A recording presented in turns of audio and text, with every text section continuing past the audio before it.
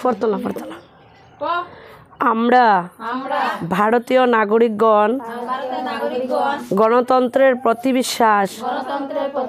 রেখে সংকল্প গ্রহণ করি যে আমাদের দেশের মুক্ত পরিচ্ছন্ন ও শান্তিপূর্ণ নির্বাচনের মর্যাদা অটুট রাখতে ও গণতান্ত্রিক পরস্পরার উত্থানের জন্য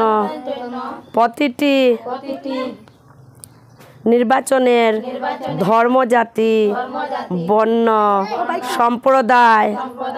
ভাষা বা প্রলোভনের বশবর্তী না হয়ে নির্ভয়ে ভোটদান করব।